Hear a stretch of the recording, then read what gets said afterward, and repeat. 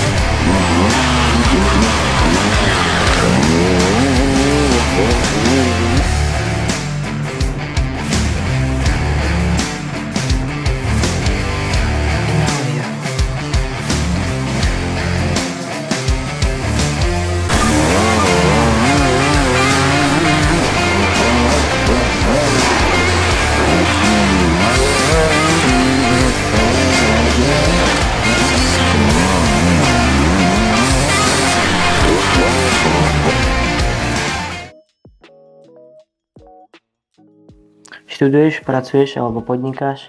Povedala by som tak, že z každého rožka troška.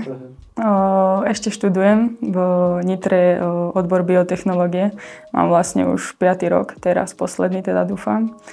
A pracujem popri tom, keďže motorky sú finančne náročné. Takže je také obdobie, že mám 3 roboty. Najviac sa venujem záhradám, či už údržba alebo nejaká realizácia projektov a tieto veci. Popri tom robím na lakovni a ešte servisujem motorky. Otco má vlastne dole takú dielňu, tak on vlastne s tým začínal, že vlastne popri práci opraval motorky, tak už ako malá som sa chodila pozerať. Niečo som sa naučila, no a vlastne teraz to robím spolu s ním, alebo keď on nemá čas, tak sama kľudne, keď on je v robote a ja som doma, tak servisujem. Čo plánuješ po škole, keď vyštuduješ? No, po škole plánujem zatiaľ zostať pri tých záhradách, kvôli teda tej finančnej stránke, lebo robiť za 1000 eur sa mi fakt nechce. Ten náš odbor, ako myslím, že ľudia to dosť podceňujú, ale tak to je veľa takých odvetví, alebo teda zamestnaní, že to je proste smiešné peniaze tu za to dávajú na Slovensku. Takže určite tie záhrady na čas a premýšľam nad IT kurzom, že niečo s tým skombinovať s tým môjim odborom, možno by to nemuselo byť zlý krok dopredu. Takže niečo takéto skúsiť a potom skúsiť buď v tom IT, alebo v tom mojom odbore, keď som to študovala 5 rokov, niečo si nájsť, nejakú prácu. Dobre, že máš nejaký obor a vlastne on je na čo zameraný? Vlastne tie biotechnológie, ktoré študujem, je to ako keby také využitie mikroorganizmov, dajme tomu baktérie, v nejakých farmaceutickom priemysle, potravinárskom. Je to také, má to fakt široké zameranie. Len vravím, že tie platy, ako čo dávajú za to aj v laboratórium, som v jednom bola mesiac na praxi, tak keď mi tam povedali, že 7 eur na hodinu, vieš, za takú prácu, taká zodpovednosť, vieš, a robíš za 7 eur, že to je nič. Baví ťa tu tá škola? Baví, aj keď bol COVID, tak keď sme to mali online hlavne, ja potrebujem veľa robiť v labaku.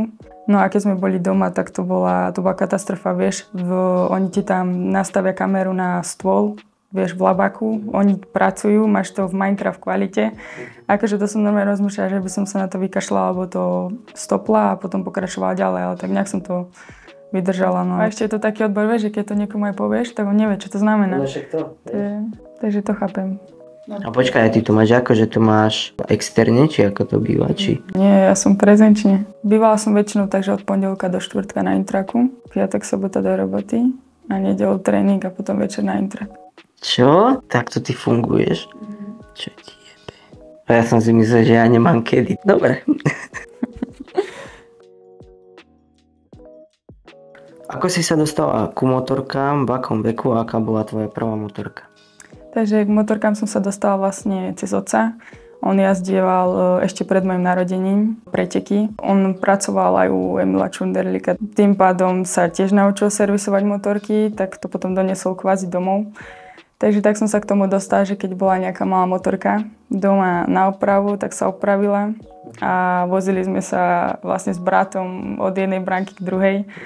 Alebo sme robili aj to, že keď nemala tá motorka vlastne motor, tak sme si to vytlačili hore na dvor a spúšťali sme sa dole dvorom. Neviem, koľko som mohla mať rokov, dajme tomu možno 5. Hovoria, že som vedela skôr na motorke ako na bicykli. Vlastne prvú motorku sme si kúpili s bratom. To bola Yamaha 85, to som mala 12 rokov vtedy. Tak sme jazdili vlastne obidva na jednej. Venovala si sa aj iným športom, alebo čisto si sa zameravala iba na motorku? Kedysi dávno som behávala za hasičov, potom som prešla na futbal. No a potom sa to nedalo časovo všetko stíhať, takže som už len zostala pri tých motorkách. Sem tam som bola taká, že som si zahrala floorball za školu, ale to bolo tak všetko. Kto bol tvoj vzor, či už zo Slovenska, alebo zo zahraničia? Napríklad Radek Matoška. Aj ten jeho štýl jazdy, že to je úplne niečo iné, aj keď príde na preteky a pozrieš sa, akú stopu jazdí ona, akú jazdí napríklad Štefan Svitko. A z toho sveta, možno teraz tých žien, tá Laia Sainz, aj keď ona už teraz ako nejazdí moc na motorkách, skôr ten trial a tie auta aj na Dakare, ale pekne ide.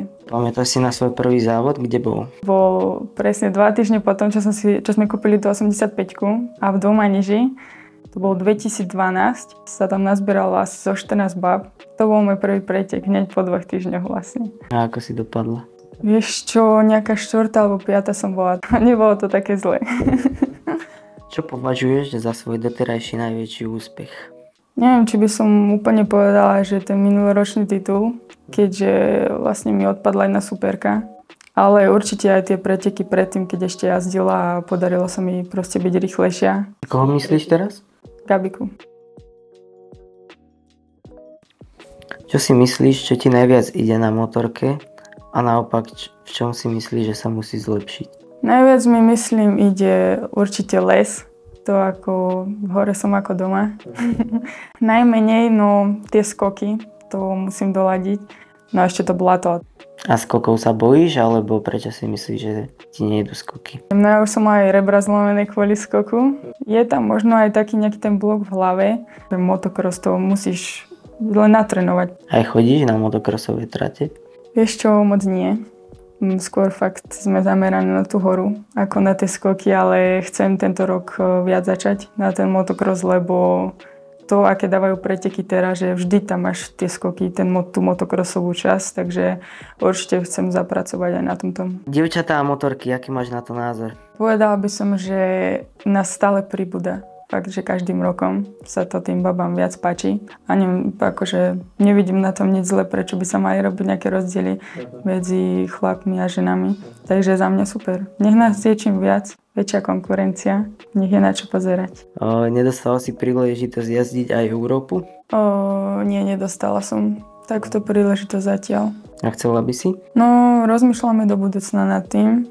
A akože neunavím, že teraz celý seriál, ale možno aspoň ten 1-2 preteky vyskúšať, ale záleží to, či by sa na to zohnali sponzory, lebo to už sú proste iné peniaze. Aký máš názor na slovenskú enduro scénu, či už samotné preteky, federácia, prípadne jazdci a podobne? Čo sa týka tohto športu na Slovensku, kvalitou, myslím, tí jazdci sa väčšina nedá porovnať s tými zahraničnými. Ako máme tu dobrých jazdcov, ale je to fakt, že strašne málo oproti tomu, čo ponúka zahraničie. A je to aj vidieť, keď Slováci idú na preteky do zahraničia. No a čo sa týka tých pretekov u nás, myslím, že je to škoda, že ako sú teraz v podstate aj tie trate stavané. Ja keď som začínala, poviem príklad, 9 rokov dozadu, keď som jazdila nejaké enduro alebo nejaký kantrač, tak tá trať bola fakt náročnejšia. Teraz mi to príde, že to robia strašne rýchle, že už to nie ako to bývalo. No a hlavne na pretekoch vlastne nám urobili to od minulého roka, že ženy dali do štartu s regionálmi. To boli nervy normálne. Akože na tých pretekoch, kde jazdíš hodinu a nič nerobíš, iba obiehaš regionálov celý čas, tak ja som sa unavila iba z toho, jak som kričala, vieš, na tých, čo boli predo mnou, nech sa uhnú, lebo tie trate sú fakt stavané niekde tak, že máš 1,5 metra a dokým ten človek sa ti úplne neuhne niekde na kraj, tak ty ho neobehneš jedine, takže riskuješ, že nejaký pád. Aj tá trať, vieš, vypustená, ty tam dáš 100 eur za štartovné a nejazdíš pol trate dobre, pomaly, že nie. Aj v ten skicuje tie výjazdy, ako jezdíš len rovno okolo toho. Ja som nedelu som zatočila, som chcela ísť. Ja som si to pamätala, vieš, že jak sa to chodilo dole. Veď minulý rok, čo sme boli v Žaškove, tak naši sedeli tam pod stánkami ako na pive alebo na kave a od nejakého stola, čo bol vedľa, iba hovorí jeden, čo jazdil regionál, že tá prvá baba mi dala 2 kola. Akože na mňa. Počúva, ja som mal 4 kola, som za hodinu ho obehla 2-krát. Vieš, aká by bola možno dobrá kombinácia podľa mňa, keď by dali super veteránov k tým regionálom a vás by dali k hobíkom. To by bolo určite lepšie. Kto ti servisuje motorku? No, motorku si väčšinou servisujem sama. Akože samozrejme, keď už nemám na to čas, napríklad keď som bývala na tom internáte, že sme mali spiatok na preteky, tak mi oco pomohol. Ale väčšinu si teda robím sama. Ja mu skôr dávam také veci robiť ako tlmiče, že mi vymení bufera, alebo keď je nejaké že prevodovka, niečo, tak do toho sa nepúšťam. Ale piesty, gumy a také tie klasika veci, kvapaliny, tak to všetko si zvládnem sama spraviť. Je podľa teba beta spoľahlivá? Akože zatiaľ som vyskúšala značky iba Yamaha a Betty, ale z toho, čo sa tu už aj doma v tom servise, že keď to opravím, tak to akože skúšam. Ale fakt, že tá Beta zatiaľ podľa mňa nemá konkurenciu z toho, čo tu bolo, hej. Je ako za mňa fakt, že je to spoľahlivá motorka. Nemala som s ňou zatiaľ žiadne také problémy. Ako vyzerá tvoj bežný deň? Máš nejakú rutinu alebo každý deň máš úplne iný? No, moje bežné dni sú asi také, že od pondelka do piatku teda pracujem, ale mám akože super vedúceho, takže keď mu poviem, že chcem ísť trénovať, tak nie je problém ma pustiť skôr napríklad cez týždeň. V sobotu niekedy tiež pracujem, no a v nedeľu tréning na pár hodín. Nejaké fitko alebo toto. Keď som bola ešte na internáte, že som tam bola od pondelka do štvrtku, tak som sa nudila po škole, hej. Keď som sa nemala čo učiť alebo niečo robiť do školy, tak som chodila cvičiť, ale teraz vôbec. Teraz len tak so sekerou pri dreve, keď treba nachystať. Mala si aj nejakú zimnú prípravu? Ak áno, tak z čoho sa skladalo? Nemala som zimnú prípravu, keďže som mala skúškové obdobie vtedy. A vlastne aj diplomovku už som písala, takže vôbec. Kedysi som chodevala takže plávárne, ale to už neviem, tento rok to nevydal. Enduro alebo country cross? Enduro. Lúka alebo hora? Hora. Svitko alebo hostinský? Hostinský. Burger alebo pizza? Burger. S kicou alebo žaškou? S kicou. Sucho alebo mokro? Sucho. Beta alebo Yamaha? Beta. Kto ti financuje závodenie? No, závodenie si financujem sama. Sem tam dostaneme nejaké peniaze, čo brat robí v autoservise. Alebo obec nám prispieva nejakou sumou ročne. Ale inak väčšina je proste svoje náklady, čo zarobím. Máš aj nejakých sponzorov? Mám takých, že kamaráti, respektíve jeden kamarát, David, pozdravujem. Tak ten mi aj tento rok pomohol, že mi dáva napríklad okuliare, alebo rukavice, alebo nejaké oleje, sprej a tieto veci. Potom mám takých kamarátov, čo vlastne ako napríklad firmy s motovecami, hej, či už delia alebo oblečenie, tak vedia mi spraviť nejaké lepšie sumy. No a vlastne ešte na túto sezónu mi písali z firmy Motar Design z Trenčína o polepy, tak sme urobili takú spoluprácu. Mám vlastne polepy na túto sezónu od nich. Ako to zvládaš financovať? No, financovanie tohto športu, no 3 roboty popri škole a dá sa to pokryť vtedy. Ale tak jasne rátam s tým, že už keď nebude škola, tak bude stačiť 1-2 roboty a v pohode to pôjde, no.